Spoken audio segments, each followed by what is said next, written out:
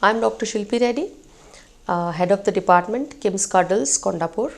We have a mother and child caring center to give best results for a healthy mother and a healthy child. Health of the mother is directly proportional to what she has as her daily food intake.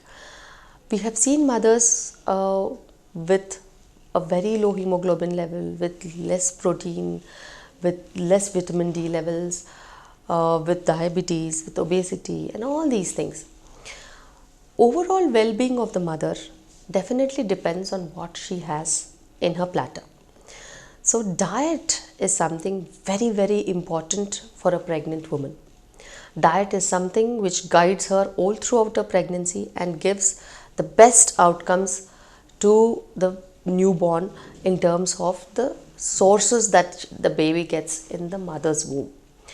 So, if you are healthy in terms of your dietary habits, in terms of your weight gain, in terms of your intake of a nutritious diet, the baby's outcome, the baby's nutritional status at delivery will also correspond to your nutritional status.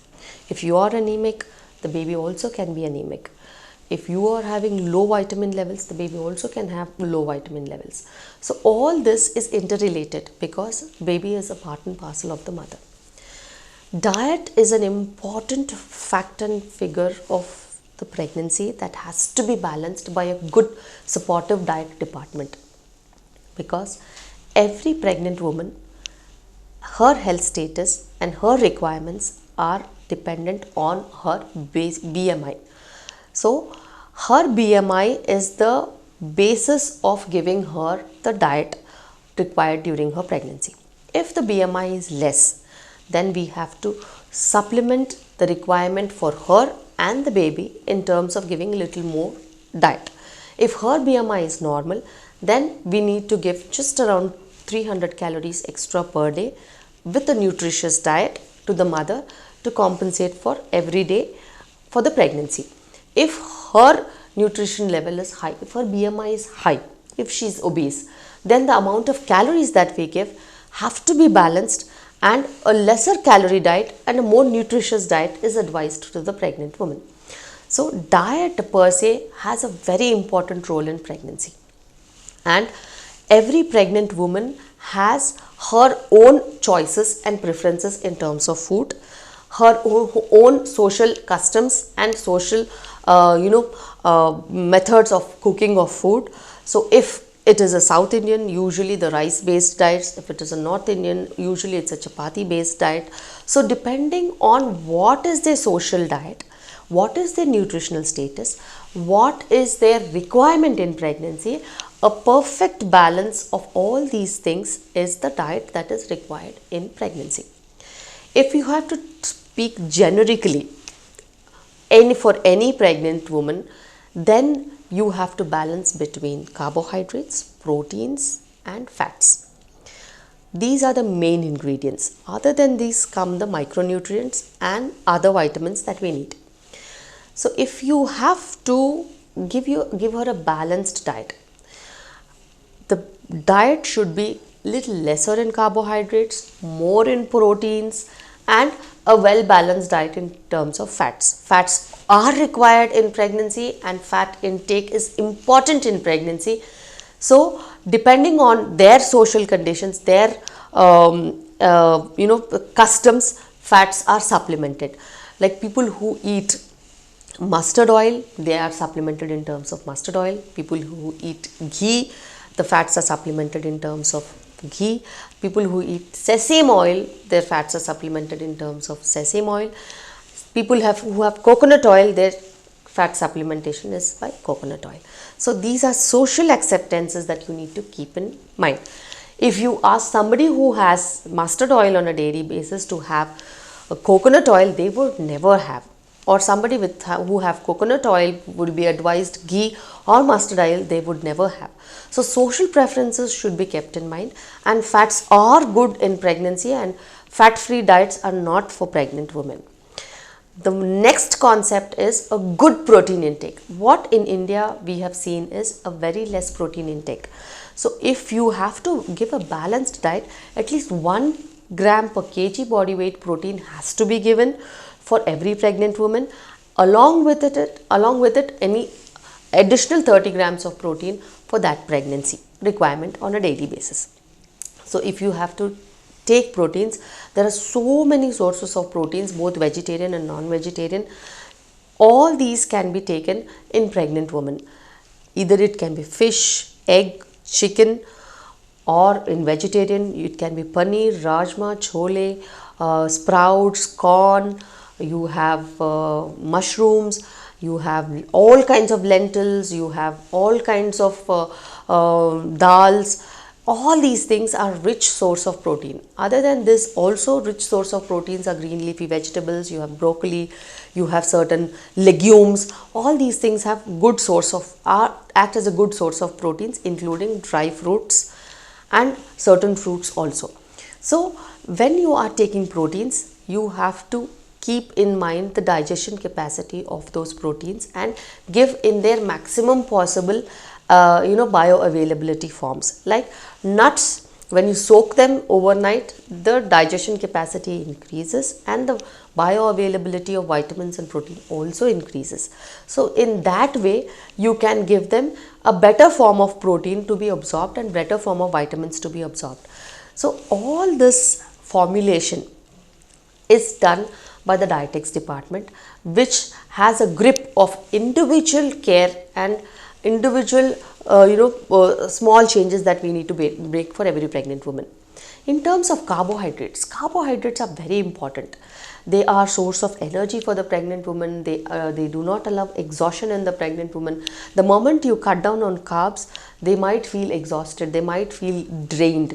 So that should never happen.